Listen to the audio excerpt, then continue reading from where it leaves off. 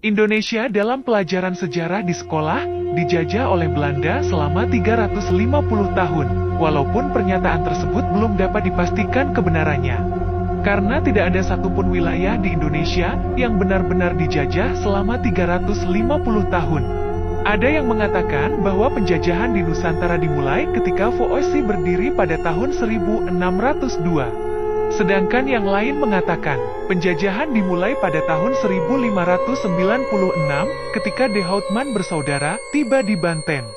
Pendapat kedua sulit disebut sebagai penjajahan, karena pada saat itu Cornelis De Houtman datang hanya untuk melakukan perdagangan. Dari awal kedatangan Belanda, hingga merdekanya bangsa Indonesia, terdapat salah satu daerah yang sangat sulit ditaklukkan oleh Belanda, yaitu Aceh.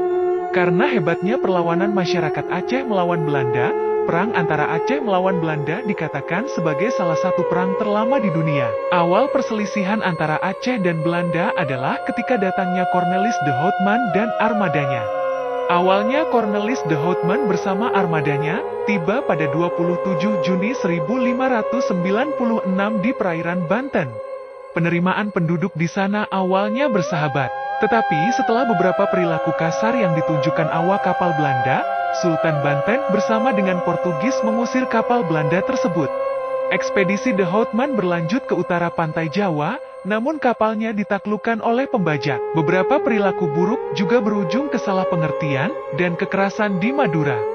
Seorang pangeran di Madura terbunuh, sehingga beberapa awak kapal Belanda ditangkap dan ditahan.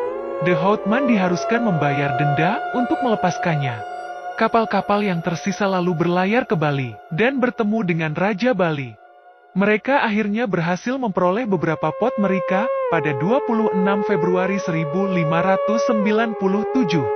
Pada perjalanan yang kedua ke Indonesia, Cornelis De Houtman berlabuh di Aceh. Seperti pada daerah lain, awalnya hubungan para pendatang dari Belanda itu dengan rakyat dan Kesultanan Aceh Darussalam terjalin dengan baik.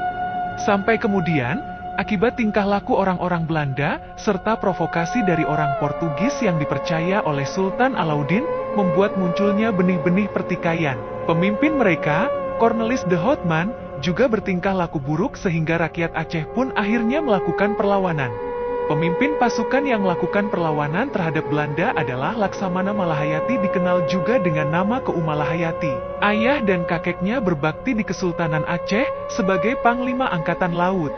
Ia kemudian mengikuti jejak ayah dan kakeknya dengan masuk Akademi Angkatan Bersenjata milik Kesultanan bernama Mahat Baitul Maqdis. Laksamana Malahayati dan pasukannya bertugas melindungi pelabuhan-pelabuhan dagang di Aceh.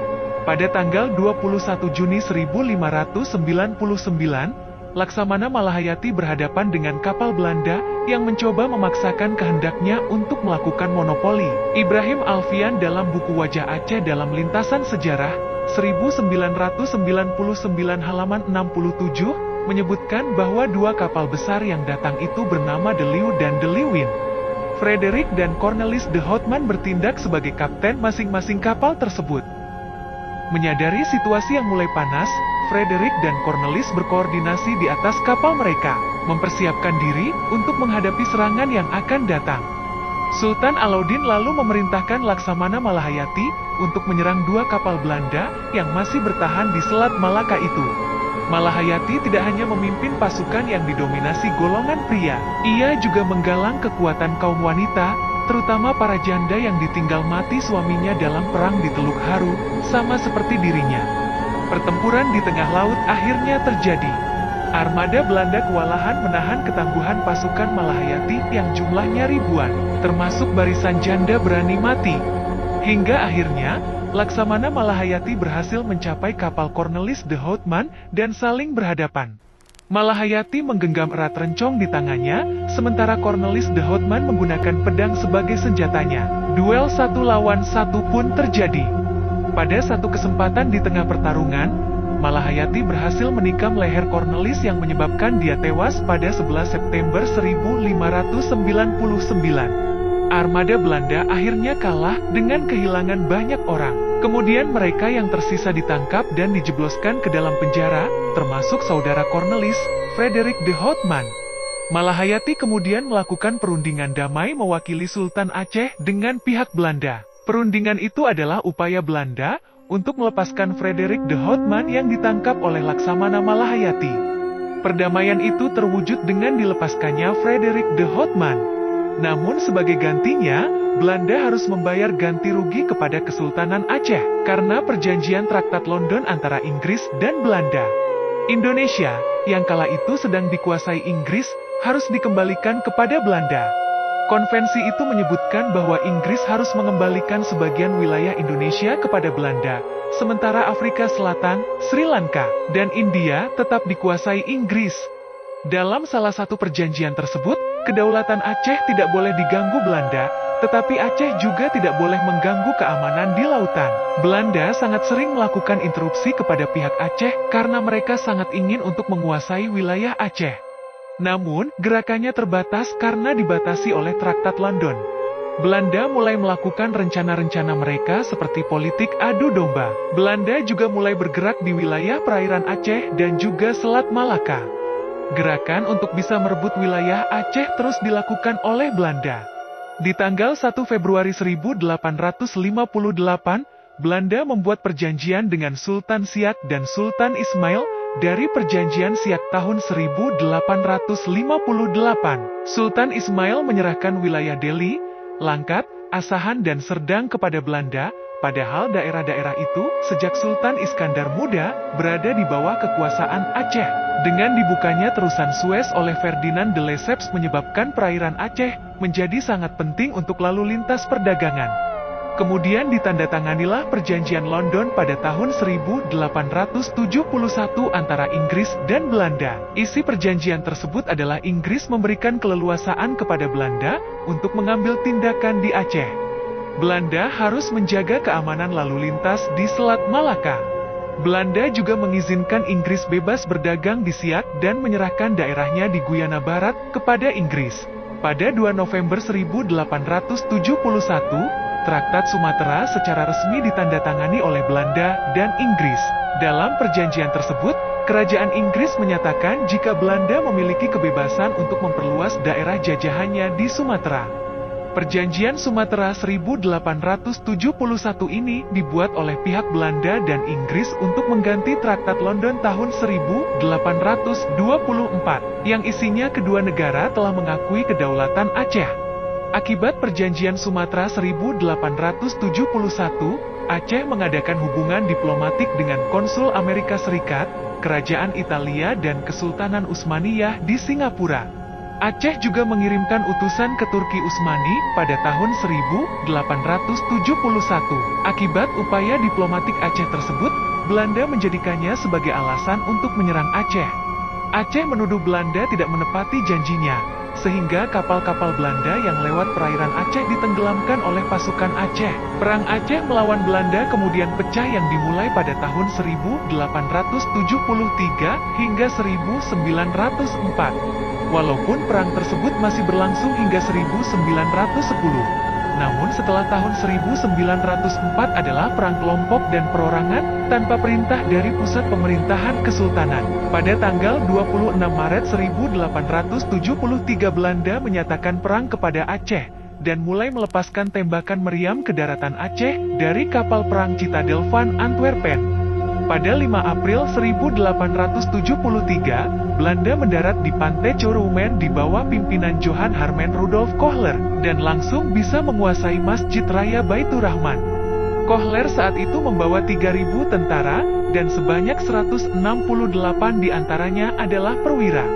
Perang Aceh pertama yang terjadi pada tahun 1873 hingga 1874 dipimpin oleh Panglima Polim dan Sultan Mahmud Syah melawan Belanda yang dipimpin Kohler. Kohler dengan 3.000 tentaranya dapat dikalahkan. Kohler sendiri tewas pada tanggal 14 April 1873. 10 hari kemudian, perang berkecamuk di mana-mana.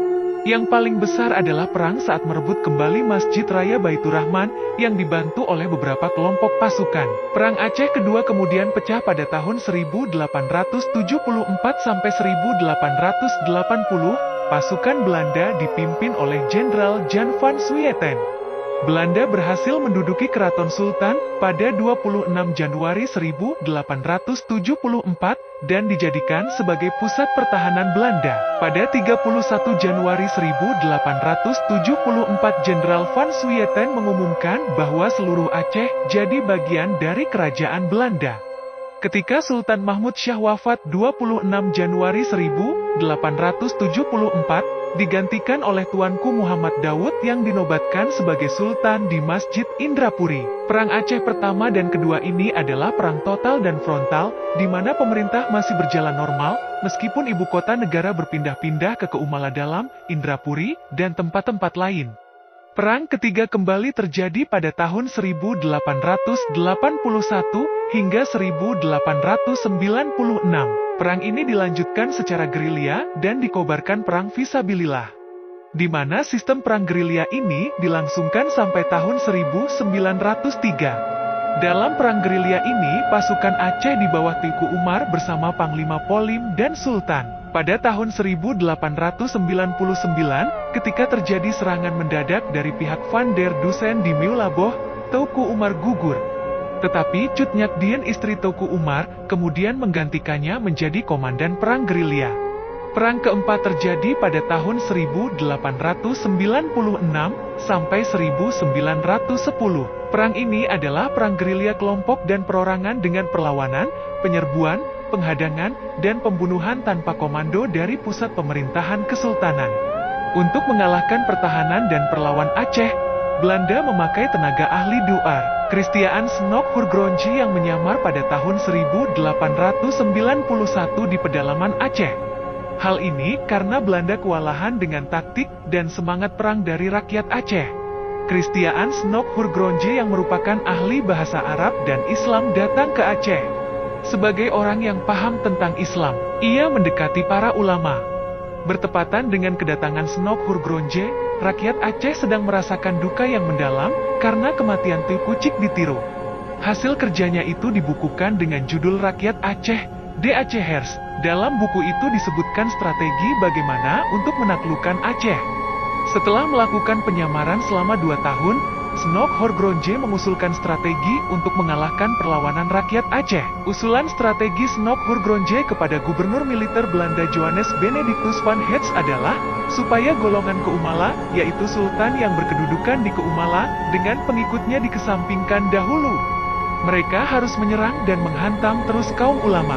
Belanda juga diusulkan untuk menunjukkan niat baik Belanda kepada rakyat Aceh, dengan cara mendirikan langgar, masjid, memperbaiki jalan-jalan irigasi, dan membantu pekerjaan sosial rakyat Aceh.